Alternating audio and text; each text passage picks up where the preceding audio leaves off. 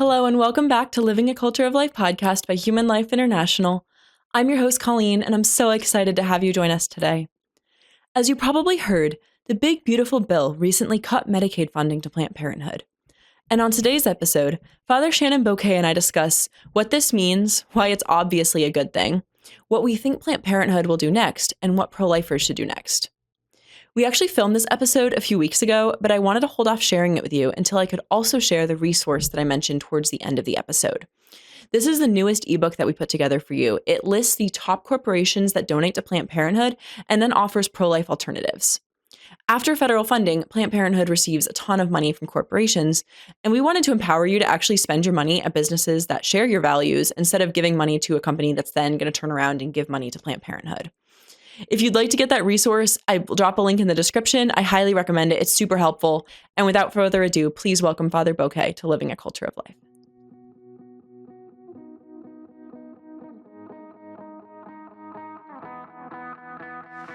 Welcome to the podcast, Father. Oh, Colleen, it's always a great blessing to be back with you, especially in between all of our mission trips and me being in and out of the office because of those mission trips. Yeah, it's great to have you here for brief periods of time. You're heading to Ireland soon, I believe, right? Correct. I'm heading there to continue the mission that we started up in the beginning of the year and some follow-up to that mission, and also spend some time with HLI Ireland staff doing some training in some of the bioethical issues to help them so that they in turn can strengthen their program. So I'm very excited about that. Oh, me too. I'm excited to hear about it. We'll have to do another podcast in Ireland at some point. Yes. Because the other one was so popular. So today we're going to be talking about the recent defunding of Planned Parenthood, since obviously this is a topic in the news. A lot of people are probably hearing bits and pieces about it. So I thought it would be a good time to just kind of address this topic on the podcast. And obviously we have an ebook talking about why it's a good thing that Planned Parenthood should be defunded, which came out a couple years ago. So if people would like further resources on that, we'll link that in the description. Very good. And we'll also have a new ebook coming out, which I'll tell you about at the end of the episode. So to start, Father, could you just talk, like, how much money was Planned Parenthood getting every year from the federal government? And like, what sources was that coming through? So obviously the sources are coming from our taxpayers. So taxpayer-based funding. So in the latest numbers, we're somewhere near $800 million is what the Planned Parenthood in its own reports are reporting that it received from the federal government, i.e. from the American people. And so those monies usually come through Medicaid, they can come through Title X grants and other federal grants that Planned Parenthood may be applying for.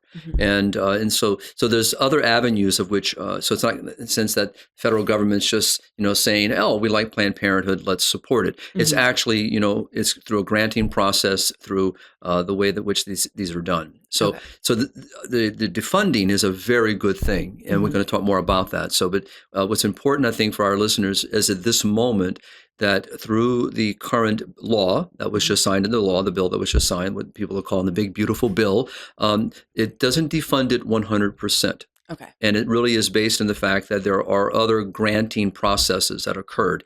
So I believe the number I saw of recent, Colleen, was what was currently cut for this 1 year. I know we're going to talk about that as well. Yeah. About $500 million has now been defunded. Out of the approximately $800 million. Right, So, correct. Okay, so that's over 50%, which is great. Correct. Yeah, so basically the government offers these grants for quote unquote healthcare facilities, and then Planned Parenthood says, hi, look, we provide essential healthcare. Can we receive this money to keep doing what we're doing? Is that my best understanding? And as we know, in a sense, the Hyde Amendment, which really is from 1976, so for our audience that may not be familiar with the late Congressman Henry Hyde.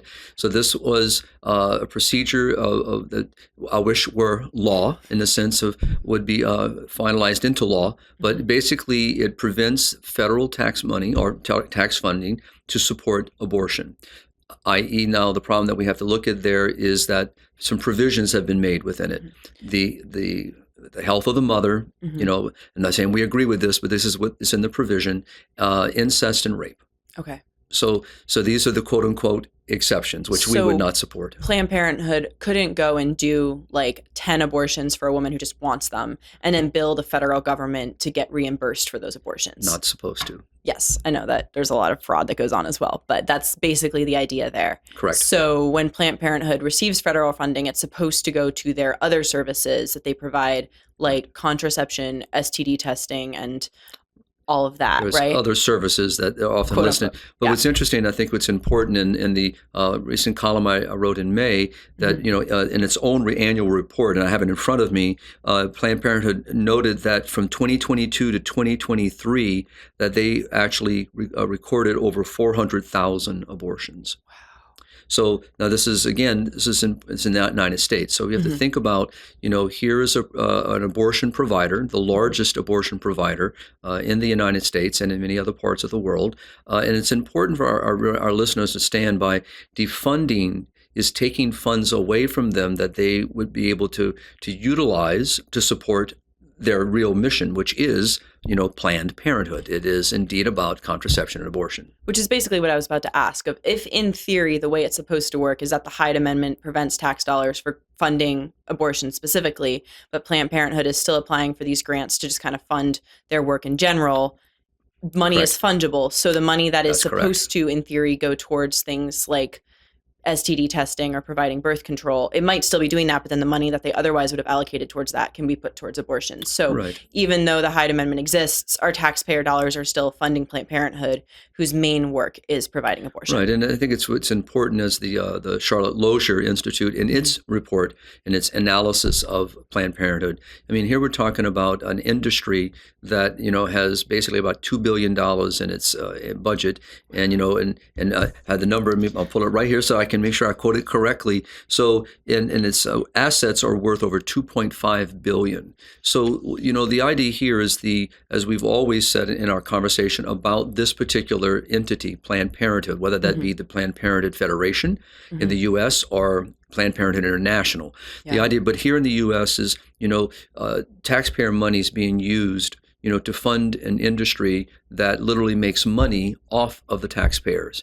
It doesn't make sense in the sense of why are we supporting this specific industry? People can go where they want to go. They want to go to Planned Parenthood, go. But we as payers should not be supported a really immoral and abhorrent institution that takes the lives of many children over the course of a year and harms women. We want nothing to do with that. And so the Hyde Amendment was one way of protecting that reality. And now with the passage of the big, beautiful bill, and through it now signed by President Trump into law, the goal here is in this 1-year time frame by partially defunding. We'd like it completely defunded, but it now opens the door, to hopefully defund Planned Parenthood completely. Yeah. And so what does the big, beautiful bill do? Yeah, right.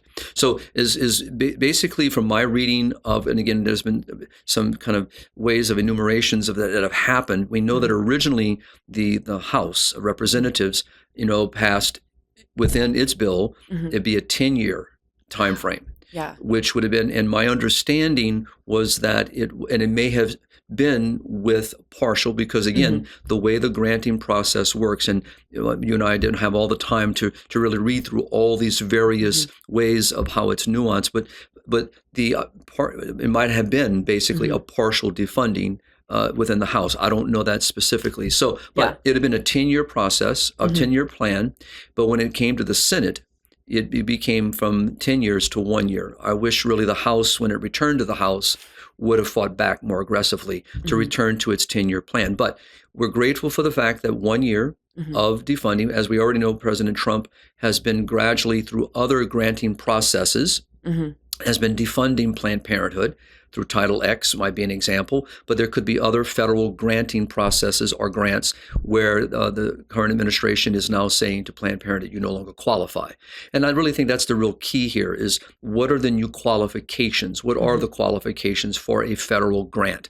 And what I'm reading and what I've been looking at has been, as the Trump administration has been saying it wants to defund the support of abortion in the sense through Planned Parenthood and other ways, that these are ways to do that by the policies, by the granting process. What are the qualifications?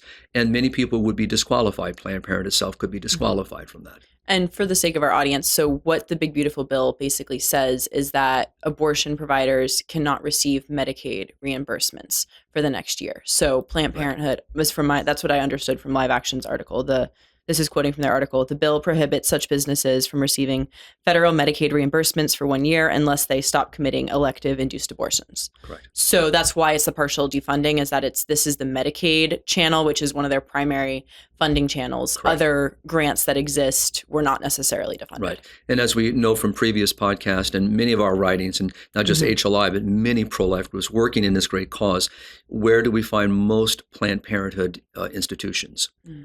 Typically in the poorer neighborhoods. And so Medicaid, and many people say, well, how does Medicaid get involved? Well, you have to look at where the so-called services are being provided. And so this is a very important step to defund that aspect from Medicaid. And hopefully it can be looked at, as we mentioned earlier, maybe looking at Title X, looking at other federal granting processes, and continue to whittle down and whittle back, this abortion giant. From having the resources from taxpayer funding. I know it's in my column, so many people on those that support and advocate for abortion, especially, those in social media, personalities, celebrities, if you want to support them. That's your decision, but as taxpayers, we should not be forced to fund this industry. And so it's welcomed news, to see finally, after so many decades of trying to whittle down to get to this moment where we have seen a success.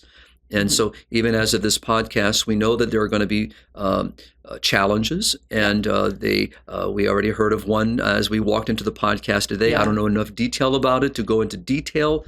Yeah, I think it was basically Planned Parenthood submitted a lawsuit suing the federal government, and then a judge in the Boston area, I believe, put a temporary pause on everything. Correct. So, but that's going to be probably easily overthrown by a higher court. And that'll give us another podcast to talk about to see what happens there. But but we as we know, this industry is so woven into the federal system in a sense of its granting processes, and so many people involved on the progressive side in supporting this industry do not want to see it go away or defunded or not receive so-called support. So we should not be surprised, by the pushback and by this. At the same time, I appreciate the opposite side of the aisle pushing back finally, and that's a good sign. That's a very good sign. To see this. And so by stripping away and also bringing it into the public light. Wait, why is it a good sign to see the opposite side of the aisle pushing back? You mean Planned Parenthood pushing back against it? No, the idea that we're the other side, meaning the pro-life side. Oh, okay. Those that are saying, hey, we don't want to see the use of taxpayer funding for this. If people want to support Planned Parenthood, they're more than happy to do so. Private entities want to support it, you're more than welcome to do so. But federal funds will not be used in this regard through Medicaid or other federal granting processes to support this industry. And and what's also important is that as through our taxpayer funding, there are many federal programs that are supporting on a federal level, state level, medical institutions, genuine healthcare institutions.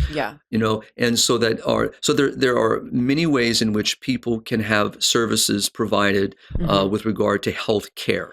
Well, and the other thing too is that Planned Parenthood, besides abortions, does a lot of sex education and providing contraception, both of which funnel women towards abortion. So those aren't even things that as pro-lifers we should want to be funding as their particular brand of sex education and funding contraception. So even outside of just the abortion thing, there's other things that we don't want them funding. Even gender-affirming surgeries and drugs. Yeah. So the U.S. bishops have been, and I'm glad you brought that up. I think it's very important, to show how it's linked to so many other things. And, and the bishops have been very clear, not just on the defunding of Planned Parenthood from the abortion side, where we should not be assaulting human life, but also, defunding it from, receiving funds to support gender affirming, surgeries and drugs. Also, we know the stranglehold that Planned Parenthood has had on the sex education programs, and that's where Title X comes in now. All right. So all these things are so important, for us to be aware of and to realize why is this one entity being given so much leverage, to advocate for its own ideology and being federally supported, kind of lifted up. And this is why it's important that it's now coming more and more into the light. that people are realizing, what is Planned Parenthood? I mean, people again buy into the euphemisms. They buy into the social media posts, of all the great good. And of course, then you listen to the Guttmacher Institute, which is really the analytical arm of Planned Parenthood, but used to be very much more closely linked, to Planned Parenthood. But you have all these people saying, oh, it's going to cause greater harm. Women won't have access. This is false. Yeah. And so what's important here, and I know we'll gradually get to as we're talking, is what would we like to see federal funding, taxpayer funds used for, to really advocate for women, to support women in need, and to protect children from this violent crime of abortion, but also how to help, young people who might be struggling with dysphoria, gender dysphoria. How do we advocate, for genuine health care that supports human life and doesn't take human life or mutilate human life? So we have Planned Parenthood obviously doing 400,000 abortions per year, handing out lots of free contraception, doing a sex education program in schools, which promotes unchastity. And we had Monica Leal Klein on the podcast about a year and a half ago talking about the tactics. She was a Planned Parenthood sex educator in schools. Correct. And she would discuss the tactics that they use to push children towards, or teens towards, having sex. And then also I believe they're the largest provider of quote, gender affirming care, hormones in the country, especially for girls. Is there any quote essential healthcare, any real healthcare that Planned Parenthood provides, and will this defunding take healthcare away from people? I think what's going to be, because obviously those four things aren't healthcare, is maybe to turn it around, and because obviously you mentioned some in the beginning, and so I think that STD testing, right, and I think but we have hospitals, clinics, other state funded, federally funded, privately funded, Catholic institutions, Christian institutions, hospitals, clinics.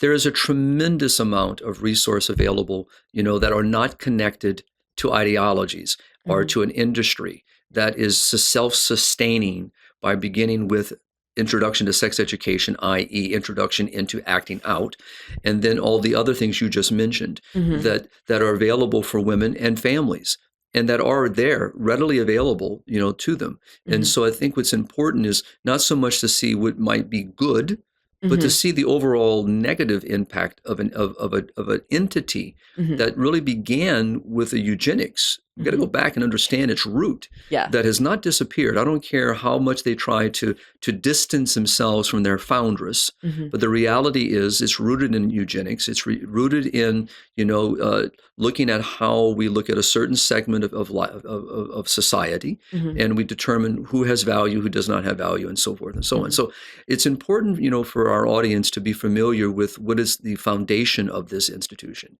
and what is it advocating for, and who does it aim the majority of its resources, end quote, toward. And this is very important. So, and it's good to see, the federal government is no saint in itself. It actually funds outside of Planned Parenthood many other entities that are questionable at times. But it's important for us to keep challenging that. And that's why I began my article, Colleen, on the subject by quoting, Pope Benedict XVI, because I think it's important. I'm just going to read just part of it. Right. So he says, when a society moves towards the denial or the suppression of life, it ends up no longer finding the necessary motivation and energy to strive for man's true good. You and I on this podcast have many times said, it's not that we don't want the federal government or state governments supporting certain programs. What we want is, if we all start with an understanding of human dignity and the true good of the human person, and then we aim all of our resources at helping that good be achieved, we would not be in this situation right now. Abortion is not healthcare. No. The murder of a child is not healthcare. No. The mutilation of women is not healthcare. Giving them drugs that they can abort their child at home, is not healthcare. Harm after harm, loss of life has happened. There's nothing there that's affirming in helping young people who are struggling with gender dysphoria to mutilate their bodies through various surgeries or through drugs. That is health care. And so here we just need to really call out what it is. And that's why I started with Pope Benedict's phrase, because it is the understanding of the human person is how the common good is served. And so for me, when I walk away from this, and I think many other pro-life leaders, have spoken to this too, we're grateful. It's a victory. It's a start. Yeah. It's now, we have now, almost in a sense with Roe v. Wade, with the Dobbs case, it took nearly 50 years to get to that point. Yeah. Now that foot is inside the door. We are arguing from a different point of view and now can challenge what we once could not challenge, which was the Hyde Amendment, trying to go where it was very difficult to go and achieve the protection of human life. Henry Hyde was a great pro-life man. And so today, to see this step is just another. It's not, my foot may not be completely in the door, but it's there. And now the conversations can be had. And I do appreciate what we've been talking about and what I've been hearing and reading, and that is, what is the granting process? What's going to be the qualifications? How does someone become qualified or disqualified? And then obviously keeping it moral in a sense of ethical, holding ourselves to our own policies. And so this is going to be the challenge. So and to me, that's how I wrote the article. And for anyone that's known me over these many years, it's pretty much the starting point for most things I write on, is returning back to a single truth. And when we reject that truth, well, healthcare is always meant to serve the health of who? A person. And so we're to do no harm. So we have here an industry that has built itself up into a $1 billion industry by causing great harm. And it's exploiting women. It's exploiting and pressuring women into situations that they're not necessarily looking for. They're looking for genuine support and care and a way to be serve themselves, but also how to protect their child. And sadly, the contraceptive issue, it feeds this strongly. So there's so much to this. Yeah, no, and I just wanted to bring it up because I'm sure that a lot of our audience is going to be hearing people like pounding that they were taking away essential health care. Women are going to miss out on essential health care. And I think like you might have family or friends who think that. So I just kind of wanted to bring up the fact that the other services that Planned Parenthood provides outside of abortion, many of them are just channeling people towards abortion or providing cross-sex hormones. And then the other things that they provide, which may count as like authentic health care, are provided at other like federally funded institutions. So like you were saying, turn it on its head, look at all the harm that Planned Parenthood is doing. And that like, in a sense, you wouldn't trust an organization that clearly doesn't care about human life with actual health care. Correct. And we're also seeing, as a result of the administration's direction, we're also seeing where now policies and procedures are changing throughout the federal system. So there's many other ways, and we're seeing where, doctors are not being required, in state or federal hospitals, funded, granting hospitals, or that receive grants, from taxpayer funding, no longer have to perform abortions. You're starting to see, this momentum shift. And that's why I said earlier, the fight is not over. No, not at all. And it's far from over. But it's not. It's great to see that that people are feeling emboldened to stand up and fight. And this is what we're seeing in this particular law, that we're given a chance to see a good occurring. Now, how do we move that good further and further? And I really believe that's what we're going to have to call upon our representatives. First of all, we need to thank those that fought the great fight. We need to be appreciative to those that stood up and did the right thing. We also need to keep holding them accountable and helping them keep pushing forward, to completely defund, from taxpayer funding. Yeah. So like basically thanking representatives for doing this and now saying, okay, this is 1 year. There's like a kind of temporary pause for like pro-lifers to like then be able to exert all their effort of like, okay, we have this like reprieve period. How can we make the best use of that? That's correct. And what's great is that the states, to me, the states that have been advocating for family and life are now going to be again strengthened, and now maybe, and that goes back to what we talked about a little earlier, Colleen, was how could then federal funding be used in a more positive way? So those private institutions, like, for example, Catholic institutions that might not necessarily be qualified for granting processes Mm-hmm. might now qualify because none of these requirements, because in a Catholic institution, we will not advocate, we will not perform, we Mm-hmm. will not ever lead someone toward an abortion. Yeah. We won't do this. We will not support gender affirming, quote unquote, therapy, end quote. We're not going to promote mutilating surgeries. So, but at the same time, we were also prevented from, in many ways, receiving federal or state funding because we would not advocate for these realities.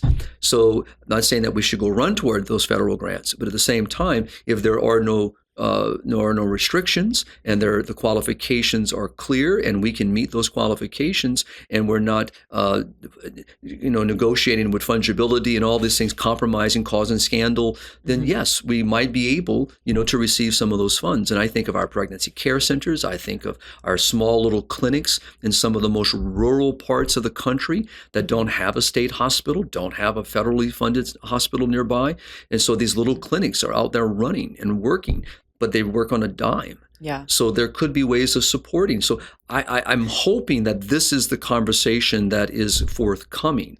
Basically encouraging the federal government to fund organizations that are providing authentic healthcare that really serves the human person, instead of organizations that they may provide a fraction of things that are good, but the majority of their goal and their aims and where their profit comes from is from like killing children and doing things that undermine human dignity. Exactly. And hopefully, it's a wishful dream that it would be wonderful one day, again, going back to Pope Benedict's quote, which is, again, within the Catholic heart, and that is where our entire country recognizes the great good, and that on every level, abortion mindedness is removed. Euthanasia the mindset of euthanasia removed. All these other things that assault human life are removed from all of our conversation, and we serve the great good. Yeah, that is a wish, and we're far from that, but it doesn't mean it's not achievable. And there's steps forward that we can take. There are lots of steps forward because we can sit here not just about Planned Parenthood and have many conversations about other organizations and entities that are doing great harm. I was just going to say, this reminds me of the conversation we had, I think it was with Brian, about USAID, where it was one of those things where foreign aid is like, we want to be able to help people who need help, but also there was so many strings attached and there was so much money getting funneled to organizations that were providing things that undermined human dignity that we were talking about how you have to cut off all the funding and basically restructure to make sure that any foreign aid that the U.S. government is giving is actually going towards something that's going to benefit people, and not just go towards promoting like anti-family ideologies in the developing world. And it's so interesting, we're sitting in here in a demographic winter, that's being talked about more and more. And some of us have been ringing this bell for a very long time. Birth rates are plummeting, aging population growing. And, and what we're seeing are, instead of the response toward the positive, we're seeing people run toward, advocating for more abortion, advocating for more contraception, advocating for more euthanasia, more assisted suicide, and it's insane. Yeah. It's insane. So for me, this is, I'm glad you brought that up, because it does show that it's bigger than Planned Parenthood. Yeah. It's what we fund in USAID, what we fund at the United Nations, what other non-governmental organizations are being funded through taxpayer funds that are advocating for things that a great majority of American people do not want to support, and we should not be supporting because they're immoral. And so we really should. That's why I go back to what I said earlier. I'd like to see the Hyde Amendment removing the provisions, right? Because I'm not going to, nor would we ever advocate. There's never an option where abortion is permissible. So removing all those provisions and instantiating into law that taxpayer money will not be used to fund abortion. Yeah. Period. We all know that we've debunked the health of the mother. We've done it many times. Incest and rape does not, all of a sudden give a right to take the life of a child. No. It is never permissible to abort a child. We have a whole ebook on that topic. That's correct. So that's what I like to see, where, and to me, and it's not a dream.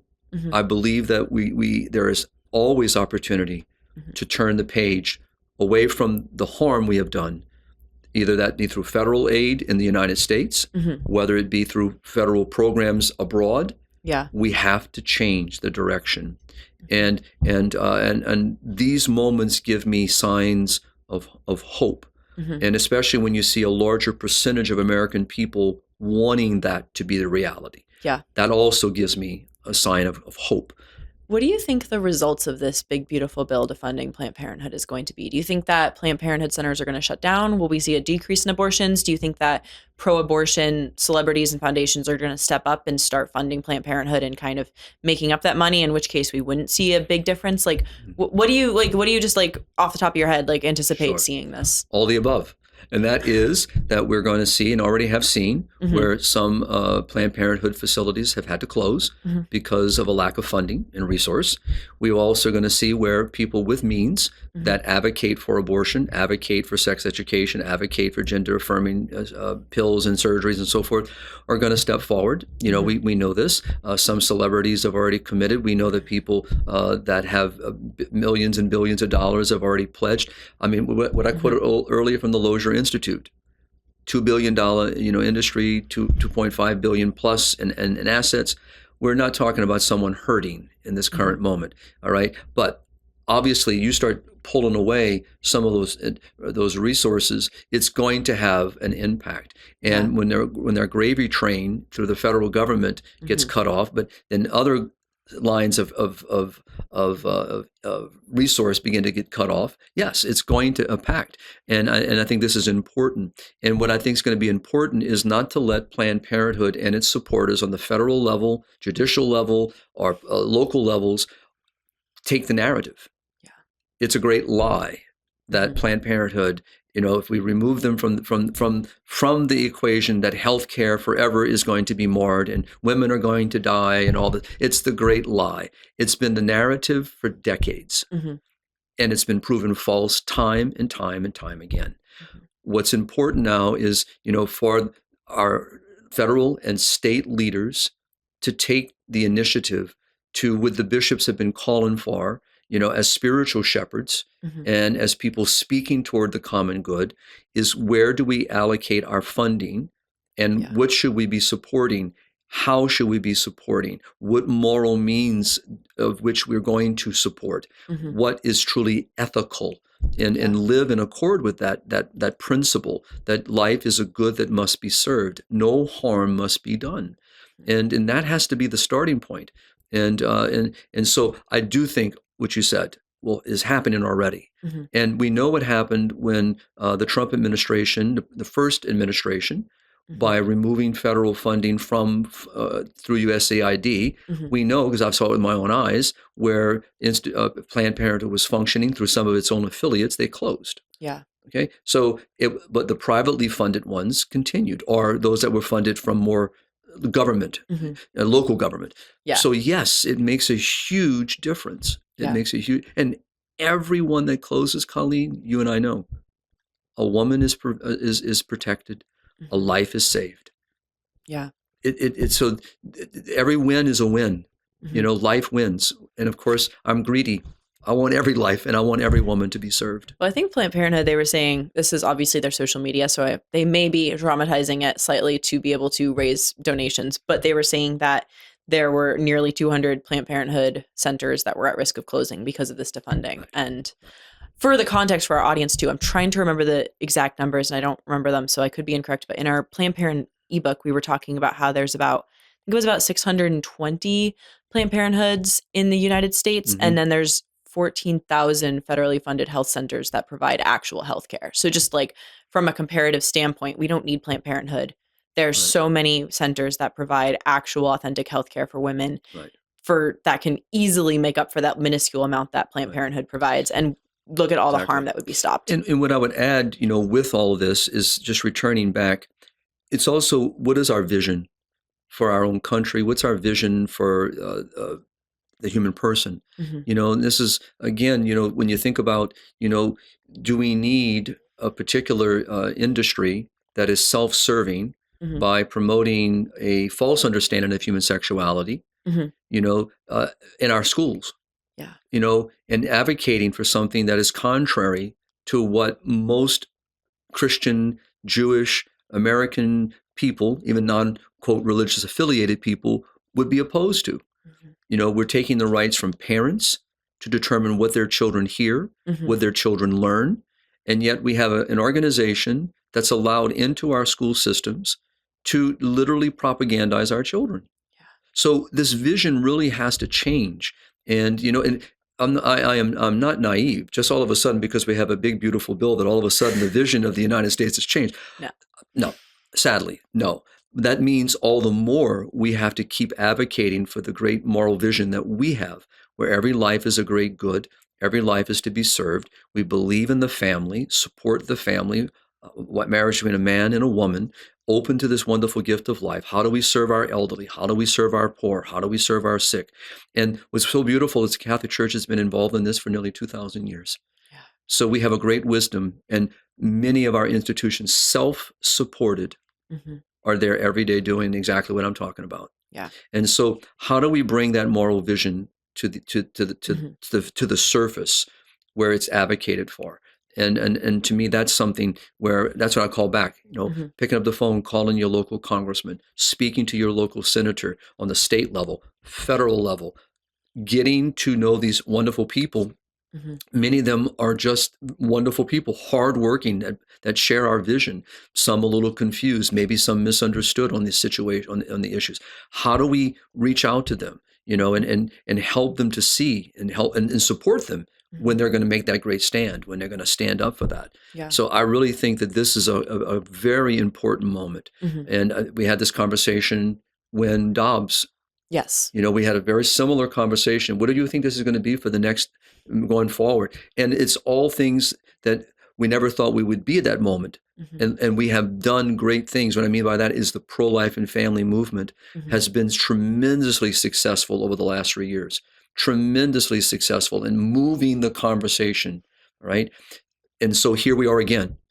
We have a moment to shift the narrative, to really educate the American population on this very, very immoral organization and entity. It seems a lot like Dobbs, as in both were these pivotal moments where it was like this big win that pro-lifers have been fighting for a while, but it wasn't a big win as in this is the end, but a big win as like, here's more motivation to keep pushing the ball forward. That's correct. Like, look, you've reached this like height. Now there's like a whole mountain to scale, but this is still a great point. Exactly. Like being on a battlefield. Hey, we got the first mile.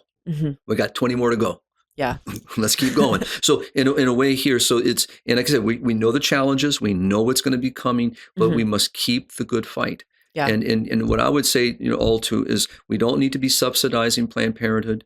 We don't need to be, so this is a step in the right direction. We know it's not 100%. We know that it's not the 10 years that the House wanted to see done, and I commend the House. I just wish they would have fought back, but I know the desire was to quote, get this bill passed, to move it toward law and begin to start building through the appropriations and all the various mechanizations that occur within the federal system through the policies and granting process. Yeah. But because it's such a massive entity, it's going to take a really, really concerted effort. Well, it's the beginning of taking back the narrative too. Like, do defund Planned Parenthood for 1 year. Okay, that's actually accomplished. Now people realize maybe this isn't as bad as of a thing as we thought, and then it's easier and easier to keep defunding it going forward. In theory, hopefully. Exactly. What would be next for pro-lifers, do you think? So obviously Planned Parenthood is still receiving some federal funds.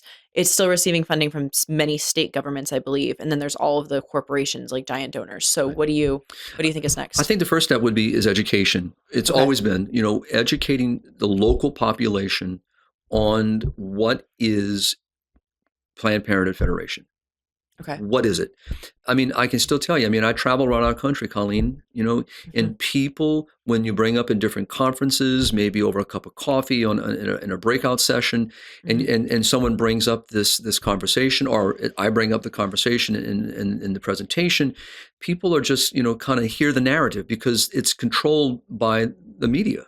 Right. And so they're the ones that they're hearing from all the time. And so people are quite shocked when you give them links and you show them reports, and you show them the Guttmacher Institute's own reports, and you show them Planned Parenthood's annual report. You show them their financial records, and you look at this, and they're shocked. They're kind of, wait a minute, I never heard this before, because they're hearing a single narrative that comes from the mainline media and mainline social outlets. Yeah. And so how do we educate the general population?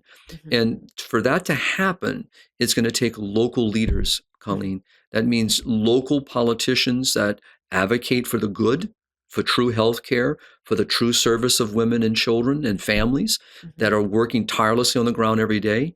How can they educate the general population, their own constituent base, when Planned Parenthood is in certain neighborhood? Who is Planned Parenthood? Why are they there? They may not be called Planned Parenthood. No. It might be called another name. They may have a name that's very, kind of that's going, not realizing it's Planned Parenthood. I mean, it could be a beautiful name. It could be just a name that says, a women's center. I mean, it can be called many things. People need to know who is in their neighborhood, what is happening in their neighborhood. And, especially with certain state laws that may not be advocating for families, advocating for children's rights authentically. You could have centers where your children may be going into these places and getting contraception without your knowledge. You may have certain places in your community. So that's what I mean by education. Local leaders then need to pull parents together. Yeah. And then to prevent, so ultimately, how to change this is we have to prevent the mindset. So sex is not something that is given purely for one's self-gratification and just for physical happiness. We need to re-educate people, especially our young people, on the beauty and good of human sexuality and what that means, which means we got to get to their parents, and we have to reinstate and restore the beauty of family life, the beauty of marriage. So if we want to be proactive, we have to be reactive. But how do we proactively remove where the influence of entities like Planned Parenthood no longer have credibility, no longer have influence? Because the general population, as we once believed with pornography and many other behaviors, were against the common good. This was not something good for society. It wasn't good for individuals. It's not good for family, and it's not good for society. That's the mindset that has to change. And that's not going to happen just from above. It's very important, but it also has to happen from the bottom. Yeah. So our principle of subsidiarity comes to bear. How do we at that very local level begin to mitigate a transformation of minds and hearts to see the great good and see the great harm, and how to avoid the great harm? And so how do we change that? And we have to take entities like Planned Parenthood out of our schools. Yeah. All right? Sure. Out of our schools. And if I may, and I'm going to be a little tongue-in-cheek with this, under the current system, if Planned Parenthood is allowed to get into the system and speak in the schools, why can't I? Or take me out, take the Catholic priest out. Why can't an organization that promotes chastity and purity, why can they have equal billing and textbooks in schools? They don't in most cases. Yeah. Why? All right. So why is this particular thing giving such freedom to do great harm? That has to change. That's local level. That's school systems, school boards. All right. There's a tremendous amount. I don't have to look to the top. Yeah. I want the top. We can start right at the bottom and start really changing there. And that's going to require a concerted effort of all of us, Christian, non-Christian, people of faith, people that don't have any faith or practice, I would say, a religious practice, to come to the same table and advocate for what we can share in common. And in realization, look at the harm that's been done to our children. Yeah. Well, and along the chastity thing, too, that's one reason I like having Dr. Joe Malone on the podcast. He's been on a number of times, and he always has some great scientific reasons that chastity is the best practice, like emotionally, physically. And I think it's just really helpful and important for pro-lifers, for Catholics, for people to kind of have that in their back pocket of, okay, why can't we go into schools and say, Right. this is how to, like, this is all of the health benefits of chastity. And also not just you're going to avoid these diseases, but this is how it's priming you to have a better relationship in the long run. Right. And so I don't know, I just think it's important for pro-lifers and people who are pro-chastity to have those, like, not religious, it's not from like a Correct. ethical moral perspective, it's from like, here's actually best sexual practices for health, Right. to be able to talk about that. Yes. Yeah. So it's a both and. Exactly. But we're not given the chance. No. One thing I do want to talk about, Father, is that we have a new ebook coming out talking about the top corporation donors to Planned Parenthood. Why is that relevant to this conversation? Well, it's one that HLI has been engaged in for many decades. And, so the idea is, how do we have an opportunity here where this particular entity, Planned Parenthood in the United States, has partially been defunded. Yes. We know that. So that's one way. How do we also take away its funding from other ways, other resources, other sources of financial support? Well, why don't we look at what businesses, what other industries are supporting Planned Parenthood? Yeah. And what can I do to defund them? If not defund them, what can I do to change their mindset? Influence. So we've actually, had the boycott list that we've been working with for many years with another, pro-life organization that has been doing this for decades. And so this ebook is a little bit different. So this is going to be the top 10 corporations donating. So instead of like an overwhelming boycott list Correct. with everything, these are the top 10 biggest donors that have, like, it's verified online public records that they give to Planned Parenthood. Correct. So that pro-lifers can kind of focus their efforts on those 10 and put pressure on those companies. It includes like PayPal and a number of other ones to then not fund Planned Parenthood. Right. Exactly. And then we also offer alternatives for those particular things. So and I think that's important because I don't have to support these particular. That's why the top 10, just like with the boycott, kind of getting down even to lower levels all the way through the system, is looking at, so it could be a particular toothpaste I use, it could be a particular coffee I like, it could be a particular creamer in my coffee I like. There's ways for us to be able to not support.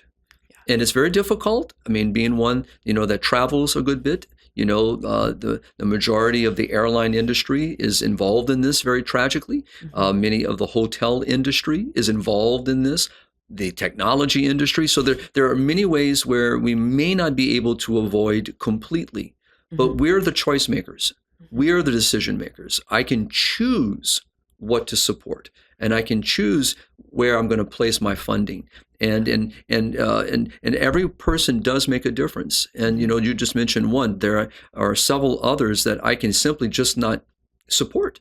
And if thousands and thousands of people would do that, so let's just use this as an example.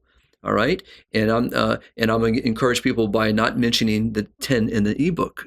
Right, you gave one, so you get 9 others left, and that is, what about if all nearly 75 million, I think the number is now, of Catholics in the United States, all right, if we were united in this, decided not to support just one of those?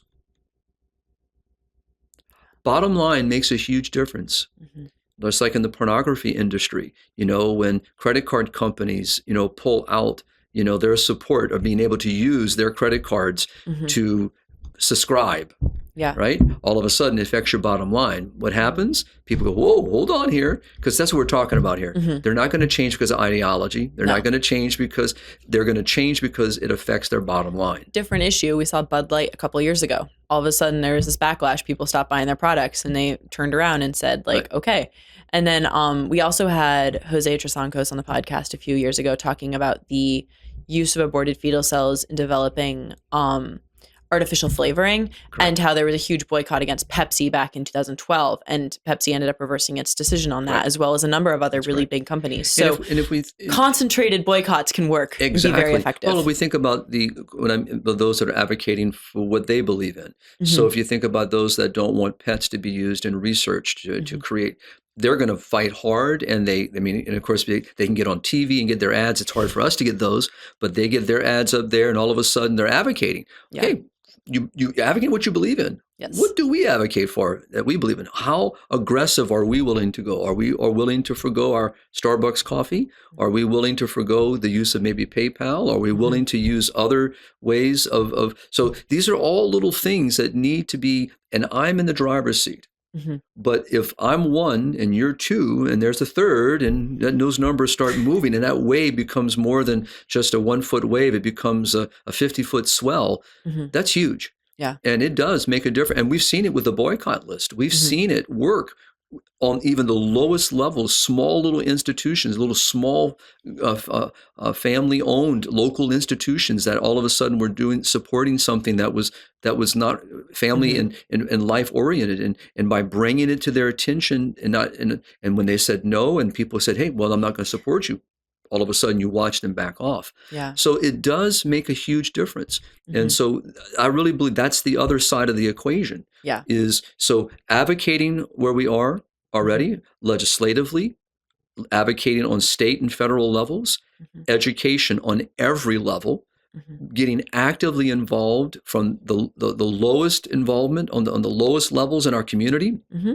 through the system, parents working with their children and educating their children on the great good, local religious communities working in support of the family, helping, and the idea here, me making personal choices, my personal decision that I'm not going to purchase something from this group. I can drive an extra mile and go over here instead. You know, it's, in other words, making those little decisions. People might think, well, that makes no big difference in the day. It makes a big difference because I know what I'm doing, Mm-hmm. and I know where I can make a decision. And if you join me, there's two of us. Mm-hmm. Well, and that's another nice thing about the ebook too, is it's not just where not to shop, but it's also all the other places to shop. Exactly. And I haven't actually looked through at the full list, like haven't studied it, but I believe a lot of them are a little bit smaller as well. Mm-hmm. So it's like you want to be able to give support to the organizations that are Correct. funding good things. So That's it's correct. like a both and. You don't just have to give up things. You also have the benefits of all these other places you can support. Exactly. And just using our leverage. Yeah. And I think that's the key, is it's leverage. It's how do we leverage Mm-hmm. a change in The conversation? momentum is shifting. How can we accelerate that shifting? Exactly. Yeah. And we, as we know, we did not get into this mess overnight. Mm-hmm. We're not going to get out of this mess overnight. But I'm with you, and I agree with you, that there is a momentum shift. Mm-hmm. You know, we have a long way to go, Yeah. but there is a momentum shift. Young people, a younger generation is looking at this mess Mm-hmm. and saying, don't want to be a part of it, Mm-hmm. right? We have, momentum changing with the way that, because we're seeing the consequences of our actions. Mm-hmm. You know, the low birth rates because of the contraceptive mentality is Mm-hmm. creating, social turmoil in many parts of the world. And it's going to create even more because there's not going to be enough funding within a Mm-hmm. workforce to support the very social programs. This is a self-inflicted wound, Yeah. right? We have so many things that are now that we're seeing with our own eyes. Mm-hmm. The whole pornography industry, has created, and it's exploiting isolation, loneliness, exploiting separation of families, the whole dynamic. This is all now, all statistics, studies, analyses. Mm-hmm. We're seeing what's happening with the gender affirming, drug uses and mutilation or surgeries. We're seeing the detransitioners, coming out and talking about this. Mm-hmm. All these things are things that we have done to ourselves. Yeah. The question is, have we learned a lesson? The definition of insanity is doing the same thing over and over again, thinking that the outcome is going to change. So this is a moment, and again, as I said, I'm going to end with that, is I am not a naive person. Yeah. All that we're talking about is in front of us, and the opportunity is there. It's going to demand work, Mm-hmm. and it's going to demand sacrifice, and it's going to require tears and blood. And I mean by blood is effort, Mm-hmm. work, passion, zeal, not shedding of blood. It's going to require us working tirelessly, which people have done for decades already. Mm-hmm. And it's now time, for a new generation to build on the wisdom of the ones before that have set the stage. We can't rest on the laurels of Dobbs and 1 year of defending a Planned Parenthood. We have work to be done. Exactly. And we can take this moment, as many of the pro-life leaders said, Mm-hmm. and be grateful for it. Mm-hmm. But we all know, move forward. Exactly. Well, thank you so much, Father. You're welcome. Great to be with you. Look forward to the next time. I hope that people will, look at the beautiful ebook, Mm-hmm. and even our previous ebook on the on Planned Parenthood, Yes. and also just in the show notes, but also come back to the column, Yeah. with all the links. I try to put in as much as I can to Mhm. give people things to read, Yes. so that it's not just my little opinion out there, but it's trying to substantiate my opinion and position, but also give people the chance to read. And if I may close with this, is to go back and look at, that's why I started with Bishop, Pope Benedict, Caritas in Veritate. It is truly a wonderful, wonderful document of the late Holy Father on what we see currently unfolding in front of us and what is our response to it. Yeah. Well, thank you, Father. You're welcome, Colleen. And to all of our audience, I am going to link our ebook on why Planned Parenthood should be defunded on the end screen and put it in the description. And the ebook on the top donors to Planned Parenthood and where you can shop instead should be out by the time this podcast releases, but I'm going to put it in the description as soon as it is. And as always, please like and subscribe and keep on living a culture of life. God bless.